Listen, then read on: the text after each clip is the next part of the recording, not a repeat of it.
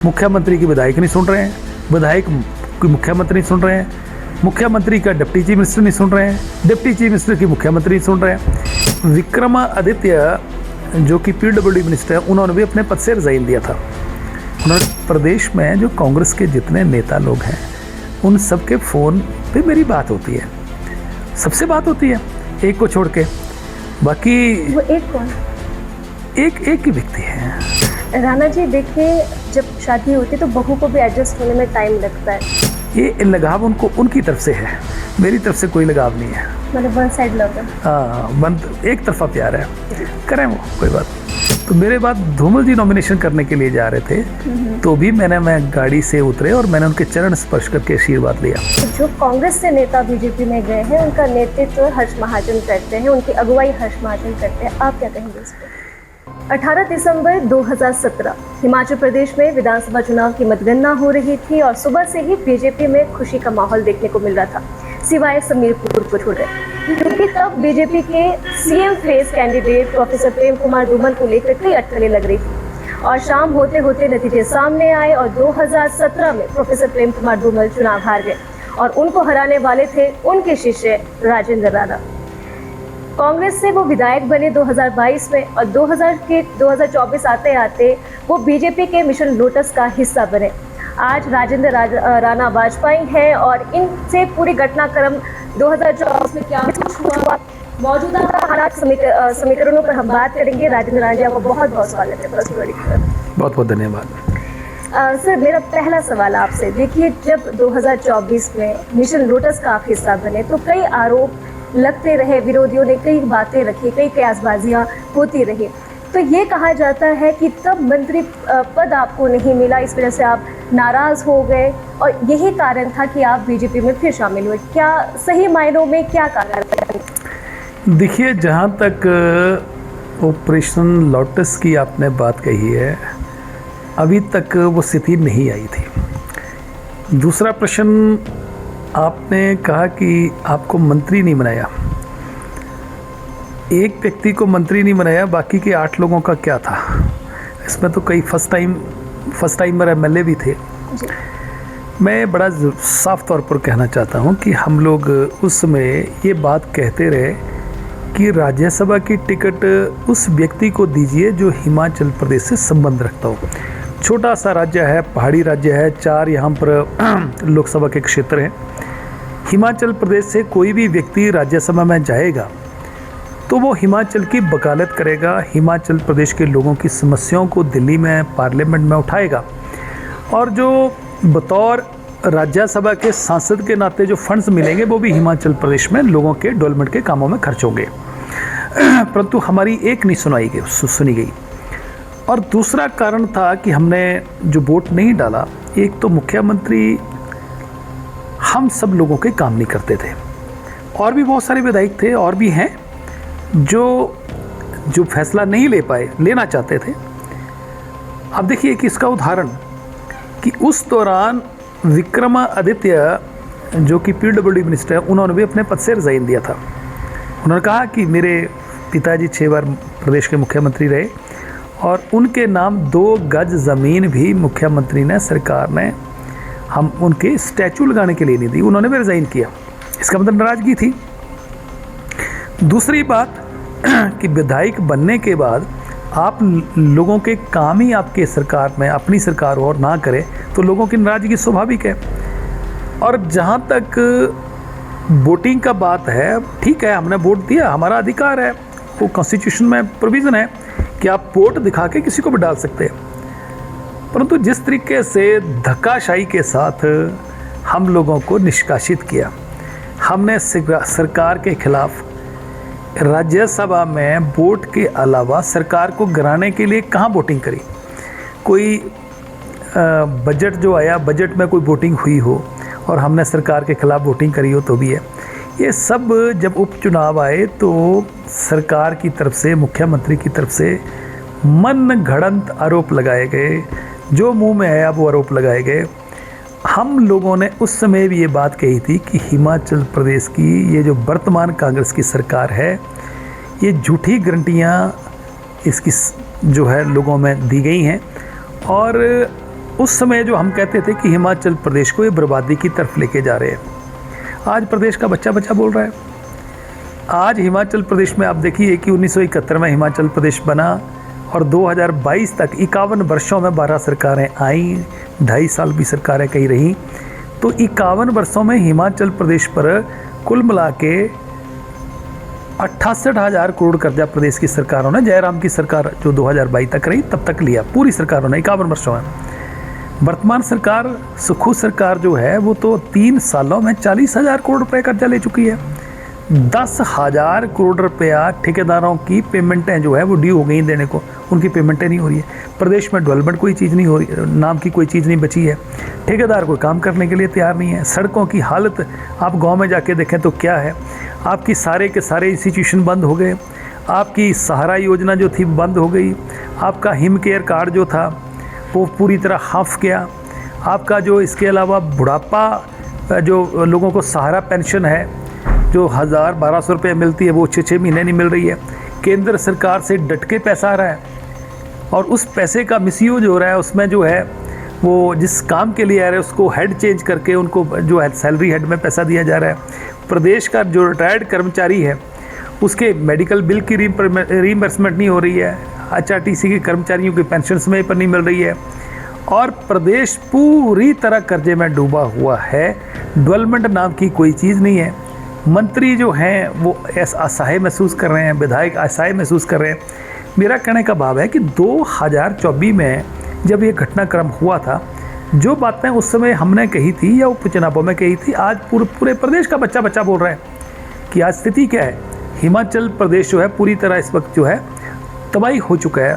Financially emergency एक किस्म की लग चुकी है, आर्थिक संकट पूरा प्रदेश में लग चुका है। और कभी प्रदेश की जनता ने ये भी दिन भी देखे थे कि सरकार में देखे कि ट्रेजरियों के ऊपर ही ताले लग गए। ट्रेजरी जो है उस पर 10,000 से ज़्यादा पेमेंटें हो रही हैं तो उन लोगों की हो रही है जो उनके करीबी मित्र हैं, उनको टोकन नंबर दिया जाता है, टोकन का जो है इशारा किया जाता है इस टोकन नंबर को पेमेंट जो आप कर दें ट्रेजरी में। तो ट्रेजरी को ताले लग गए।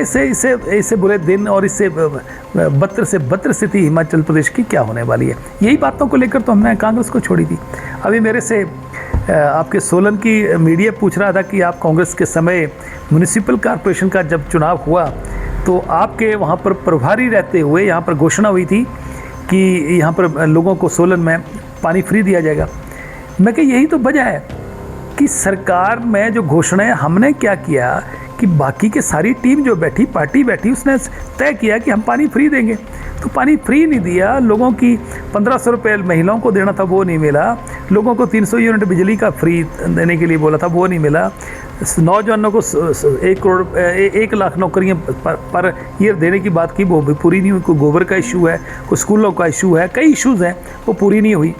यही तो कारण है कि हमने कांग्रेस का दामन ही छोड़ दिया। हालांकि हमने नहीं छोड़ा, इन्होंने निकाल दिया हम लोगों को कि भाई आपने वोट नहीं डाला और बहाना लेके इनको निकाल दिया। ठीक है, कोई बात नहीं, वो इनकी पॉलिटिकल सोच हो सकता है, परंतु आज प्रदेश की जो स्थिति है हम इस पाप के हिस्सेदार नहीं हैं। अगर आज हम लोग भी कांग्रेस में होते तो लोग बोलते कि आप भी इस पाप के हिस्सेदार हैं जो आज प्रदेश की बर्बादी हुई, आप इस सरकार में होते हम लोग तो हम भी उसके हिस्सेदार होते। इसलिए हम इनके साथ नहीं रहे, हमने ना छोड़ दिया। आज प्रदेश जो है वो मतलब जिसको कहते हैं कि 72 से 72 स्थिति आज प्रदेश की है, जो मैं नहीं बोल रहा हूँ, कांग्रेस के कार्यकर्ता भी बोल रहे हैं। राणा जी देखिए, जब शादी होती है तो बहू को भी एडजस्ट होने में टाइम लगता है। आपसे सवाल ये करने जा रही हूँ, देखिए आपके गुरु रहे हैं धूमल साहब और अब आप भाजपाई हो गए हैं, तो अब वो नज़दीकियाँ फिर सही हो गई, दूरियाँ मिट गई है, कैसा पूरा माहौल कैसा है? देखिए, जहाँ तक धूमल जी का आपने प्रश्न किया, मैं 2001 से लेकर 2012 तक हम इकट्ठे रहे हैं। 2012 में मैंने इंडिपेंडेंट चुनाव लड़ा और उस समय प्रदेश में कांग्रेस की राजा वीरभद्र जी की सरकार थी। हमने कांग्रेस के साथ गए क्योंकि हमने काम करवाने थे। बाद में हम लोगों को कांग्रेस ने टिकट दे दी, हमने उससे चुनाव लड़ा, जीते। मैं 2017 में सुजानपुर से चुनाव लड़ा हूँ। धूमल जी तो विधायक मीरपुर से थे ना, मैं सुजानपुर से था। धूमल जी हमीरपुर से उठकर सुजानपुर आए। जिसे नॉमिनेशन मैंने किया तो मेरे बाद धूमल जी नॉमिनेशन करने के लिए जा रहे थे, तो भी मैं गाड़ी से उतरे और मैंने उनके चरण स्पर्श करके आशीर्वाद लिया। हमारे संस्कार है हिमाचल प्रदेश में कि अपने से जो बड़े हैं उनका सम्मान करना है और चरण स्पर्श करके छोटे लोग जो हैं वो बड़ों से आशीर्वाद लेते हैं। धूमल जी उम्र में भी बड़े हैं, तजर्बे में भी बड़े हैं, स्टेटस में भी बड़े हैं, 2 बार मुख्यमंत्री रहे और मैं कांग्रेस में भी रहा तो भी उनका सम्मान करता था, मैं बीजेपी में हूँ तो भी सम्मान करता हूँ।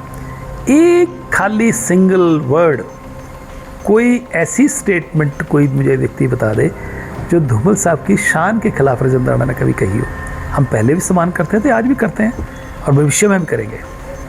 राणा जी, जब आपने कांग्रेस छोड़ा तो आपने ये ज़रूर कहा कई बार, और शायद इस सवाल का जवाब देते आप उब भी गए होंगे कि हमेशा इस सवाल से आप है ना आंसर देते हैं कि जब आपने पार्टी छोड़ी तो आपको नाराज़गी सीएम सुक्खू से थी कि कांग्रेस की नीतियों से थी? कांग्रेस से मनमुटाव था या फिर सीएम सुक्खू से? दोनों थे। एक तो जो कांग्रेस की लीडरशिप है ये फैसले नहीं ले पाती है। आज कांग्रेस की स्थिति क्या हो गई है आप देखिए, बिहार में 243 में से 6 बच गए हैं, उत्तर प्रदेश में 402 में से 1 बच गया है, दिल्ली में इनका खाता नहीं खुला, 67 की जमानत जब्त हो गई, 3 की जमानत बच गई है और हिमाचल प्रदेश में ही कुछ ऐसा होने वाला है। इसलिए उसमें जो हमने छोड़ा, ना तो कांग्रेस पार्टी में कोई हाई कमान नाम की कोई चीज़ है और चीफ मिनिस्टर की एरोगेंसी है, काम नहीं करते हैं। मैंने उनको कई बार समझाया जब मैं साथ था, मैं क्या व्हाट्सएप पे सरकारें नहीं चलती हैं, सरकारें फाइलों पे चलती हैं, वरना आने वाले समय में दिक्कतें दे जाती हैं। मुख्यमंत्री तो एक काम इन्होंने रिकॉर्ड कायम किया, एक झूठ बोलने का और एक दूसरे अपने जो राजनीतिक प्रतिद्वंदी हैं जिनके साथ इनकी बनती है उनके खिलाफ FIR दर्ज करने में। ठीक है, ये करें, आज सरकार इनकी है और जैसे कैसे रिवाज इन्होंने डालने हैं वो डालें, क्योंकि जैसे रिवाज डालोगे वैसे रिवाज चलेंगे। जयराम जी आए थे प्रदेश में, 5 साल मुख्यमंत्री रहे, उन्होंने ये सारी चीज़ें बंद करी, परंतु ये दूसरे राज्यों में ऐसी चीज़ें घटना घटती थी कि जो आपका राजनीतिक प्रतिद्वंदी है उसको आप दुश्मन मान के चल रहे हैं। तो ये सरकार राजनीतिक प्रतिद्वंदियों को दुश्मन मान के चल रही है, दुश्मन के साथ क्या व्यवहार किया जाता है उस तरीके से व्यवहार कर रहे हैं। तो ठीक है, इनका अपना सोच हो सकता है। मुझे लगता है कि प्रदेश सरकार को ऐसी चीज़ों में पड़ने की बजाय जो प्रदेश की जनता के साथ वायदे किए हैं, कमिटमेंट्स करी हैं, गारंटियाँ दी हैं और लोगों के वेलफेयर के काम है उनको करें, ताकि लोग आपको फिर से याद कर लें और ऐसा ना हो कि आने वाले समय में लोग बिल्कुल ही भूल जाएं। राणा जी, आपको कांग्रेस में लाने वाले स्वर्गीय वीरभद्र सिंह जी थे, तो हॉली लॉज के साथ आपके कैसे संबंध है? आपका आना जाना होता है हॉली लॉज में? प्रतिभा जी से बात होती है आपकी? देखिए, पार्टी दूसरी में जाने का मतलब ये नहीं है कि आपके किसी के साथ व्यक्तिगत रिश्ते खत्म हो जाते हैं। मेरे प्रदेश में जो कांग्रेस के जितने नेता लोग हैं उन सबके फ़ोन पे मेरी बात होती है, सबसे बात होती है, एक को छोड़ के। बाकी वो एक कौन? एक ही व्यक्ति है, उनसे जो मुझे ज़्यादा लगाव है, प्यार है और उनको भी मेरे से है, वो मुख्यमंत्री हैं ना। मेरी उस दिन के बाद बात हुई है, 2 साल होने वाले हैं और आगे संभावना भी कम ही है, ठीक है ना। क्योंकि कारण है उसका कि जब आप किसी व्यक्ति को राजनीतिक प्रतिद्वंदी की बजाय आप उसको उसके साथ दुश्मनों जैसा व्यवहार करना शुरू कर देंगे, तो मुझे लग रहा है वो चीज़ें, रिश्ते में खटास तो आई जाती है। तो हमने कभी किसी के साथ रिश्ता अपना ख़राब नहीं किया है। अगर कोई अपनी मर्ज़ी से ख़राब कर रहा है तो ठीक है, अदरवाइज़ सुक्खू जी के साथ मेरी तरफ से कुछ नहीं है। ये लगाव उनको उनकी तरफ से है, मेरी तरफ से कोई लगाव नहीं है। मतलब वन साइड लव है। हाँ, एक तरफा प्यार है, करें वो, कोई बात नहीं। राणा जी, देखिए, सीएम सुक्खू हर मंच से ये कहते हैं कि बीजेपी कई गुटों में बटी है, 5-6 गुट वो गिनाते भी हैं और ये भी कहते हैं कि जो कांग्रेस से नेता बीजेपी में गए हैं उनका नेतृत्व हर्ष महाजन करते हैं, उनकी अगुवाई हर्ष महाजन करते हैं। आप क्या कहेंगे इस पर? देखिए जी, अगर 9 लोग गए हैं, हर्ष महाजन जी या 10 लोग गए हैं, हम आपस में बातचीत भी करते हैं, हम सभी भारतीय जनता पार्टी के लोगों के साथ बातचीत करते हैं। देखिए, सुक्खू जी की स्टेटमेंट की इतने गुटों में बटे हैं, मैं तो ये कहूँगा कि कांग्रेस आज 40 गुटों में बढ़ चुकी है। 40 है ना MLA, तो 40 गुट हैं। और मुख्यमंत्री कहते हैं कि हम वॉल्वो बस में जाएंगे। वॉल्वो बस तो मुझे लग रहा है कि बस तो होगी, ड्राइवर भी होगा, कंडक्टर शायद ना हो, वो खाली बस ही होगी। तो ऐसा आने वाले समय में होने वाला है। और जहाँ तक आपने प्रश्न किया है कि बातचीत का, तो बातचीत तो सबसे करनी भी चाहिए। मेरा कोई किसी के साथ कोई हमारी कोई दुश्मनी नहीं है। हमारे राजनीतिक मतभेद हैं, मनभेद थोड़ी हैं, और मनभेद होने भी नहीं चाहिए। और हिमाचल प्रदेश में पूरा प्रदेश जानता है कि मनभेद किसने पैदा किए हैं। अगर मन में भेद ना होते, जिद ना होती, तो शायद जाने की जरूरत। आप मुझे एक बात बताइए कि लोग, अपोजिशन के लोग सत्ता पक्ष में चले जाते हैं, सत्ता को छोड़ के कोई विपक्ष में नहीं जाता है। और जब आदमी को जीवन में घुटन होना शुरू हो जाए, उसको जलालत सहन करना पड़े, तो मुझे लगता है कि आदमी सहन नहीं करता है। घर में बच्चे भी नहीं करते हैं अपने। तो हम लोग तो पॉलिटिकल लोग हैं। अभी बहुत सारे लोग हैं जो मुझे फ़ोन करते हैं कि आपका निर्णय जो था वो अच्छा था, आप चले गए और हम लोग छूट गए। तो अपना अपना विचार है, अपना अपना सोच है, परंतु पूरे देश में कांग्रेस का जो असर हो रहा है, मुझे लग रहा है कि आने वाले समय में कांग्रेस जो है वो मुक्त, भारत जो है वो कांग्रेस मुक्त की ओर बढ़ रहा है। राणा जी, आपसे आखिरी सवाल। बीते दिनों कैप्टन अमरिंदर सिंह ने एक बयान दिया था प्रेस में कि कांग्रेस में सुना जाता है, बीजेपी में नहीं। और हम ये भी देखते हैं कि बीजेपी, ये बयान उस समय आया, देखिए जब बीजेपी एक के बाद एक चौंकाने वाले डिसीजन लेती है। हम कह सकते हैं कि सेंटर से ही सारे डिसीजन लिए जाते हैं। आपका अनुभव कैसा है? देखिए, एक बात तो बहुत, भारतीय जनता पार्टी में कुछ चीज़ें तो बहुत अच्छी है। पहला कि संगठन बहुत मजबूत है, कार्यकर्ता, जिम्मेवारियां सब सबको दी जाती हैं और सब लोग काम करते हैं। दूसरा, हाई कमान बड़ी स्ट्रॉन्ग है।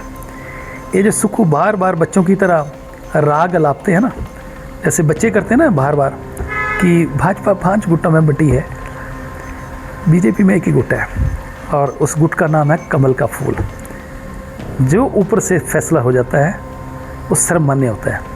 यहाँ पर तो कांग्रेस में एक कार्यकर्ता दूसरे की नहीं सुनता है, मुख्यमंत्री की विधायक नहीं सुन रहे हैं, विधायक की मुख्यमंत्री नहीं सुन रहे हैं, मुख्यमंत्री का डिप्टी चीफ मिनिस्टर नहीं सुन रहे हैं, डिप्टी चीफ मिनिस्टर की मुख्यमंत्री नहीं सुन रहे हैं। यहाँ तो डिसीजन भारतीय जनता पार्टी में स्ट्रॉन्ग डिसीजन होता है, ऊपर से होता है, जो होता है उसको सब लोग मानते हैं। ओवरऑल आपका एक्सपीरियंस अब तक जो, आप देखिए आप तो वरिष्ठ नेता है, तो कैडर बेस पार्टी है, दुनिया की सबसे बड़ी राजनीतिक दल है। कैडर पे, ज़मीन पे भारतीय जनता पार्टी काम करती है। और कांग्रेस का तो मुझे लग रहा है कि हवा में भी नज़र नहीं आती है, सेल्फ स्टाइल ही काम होता है इनमें। मुझे लगता है कि बीजेपी आने वाले दिनों में पूरे देश में, पूरे राज्यों में भारतीय जनता पार्टी का कमल जो है वो खिलेगा। और हिमाचल प्रदेश में आने वाले 20-25 साल तक कांग्रेस के नेताओं को अब सपने लेना छोड़ देना चाहिए। राणा जी, आपने अपना कीमती समय दिया। Thank you so much. Thank you.